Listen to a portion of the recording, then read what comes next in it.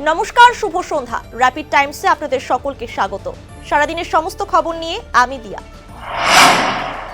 সড়ক দুর্ঘটনায় আহতদের ক্যাশলেস চিকিৎসার দায়িত্ব নেবে কেন্দ্রীয় সরকার। এ নিয়ে নতুন একটি প্রকল্প চালুর ঘোষণা করলেন কেন্দ্রীয় সড়ক পরিবহন ও হাইওয়ে মন্ত্রী নীতিন গডকরি। শিলিগুড়ির SF রোডে রাস্তা বড় করার কাজ শুরু করতে গিয়ে গাছ কাটা নিয়ে মেয়র বিধায়ক চর্চা, সরগরম শিলিগুড়ির রাজনীতি। অভয়ার ন্যায় বিচারের দাবিতে আজ বাঘাযতীন পার্কের সামনে the night is ours, medical service centre, citizen for justice, Sushrutnagar এবং হোক প্রতিবাদ মঞ্চের যৌথ উদ্যোগে সাংবাদিক সম্মেলন করা হয়। উত্তরবঙ্গের স্বাস্থ্য পরিষেবা নিয়ে এবার সরব হলেন শিলিগুড়ির বিজেপি বিধায়ক শঙ্কর ঘোষ। এদিন শিলিগুড়ির জার্নালিস্ট ক্লাবের সাংবাদিক বৈঠক করে উত্তরবঙ্গের স্বাস্থ্য পরিষেবা নিয়ে একাধিক বিস্ফোরক মন্তব্য করেন তিনি।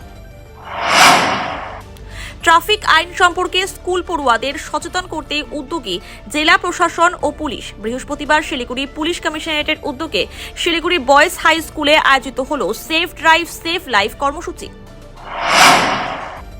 রাজগঞ্জের বিন্নাগুড়ি বানিয়াপাড়া SSC প্রাইমারি স্কুলে পড়ুয়াদের নিয়ে নিজের জন্মদিন পালন করলেন সমাজসেবী সোনামণি রায়।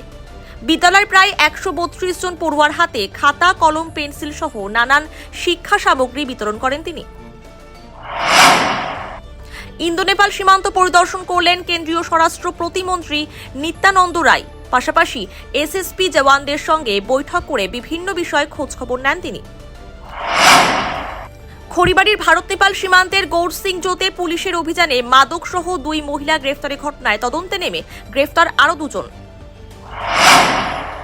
ফালাকাটার লোকালয় দাপিয়ে বেড়ালো 2টি দলছুট হাতি। হাতির তাণ্ডবে ক্ষতিগ্রস্ত ফালাকাটার বেশ কিছু এলাকা। ফালাকাটায় দলছুট 2 হাতিকে জঙ্গলে ফেরাতে আনা হলো 2টি কুনকি হাতি। সারাদিনের সমস্ত খবরের আপডেট পেতে নজর রাখুন শিলিগুড়ি টাইমসে। শিলিগুড়ি টাইমসের খবর আপনারা পেয়ে যাবেন শিলিগুড়ি টাইমসের ইউটিউব, এক্স হ্যান্ডেল, থ্রেডস এবং ইনস্টাগ্রাম পেজেও। সঙ্গে থাকুন, দেখতে থাকুন শিলিগুড়ি টাইমস।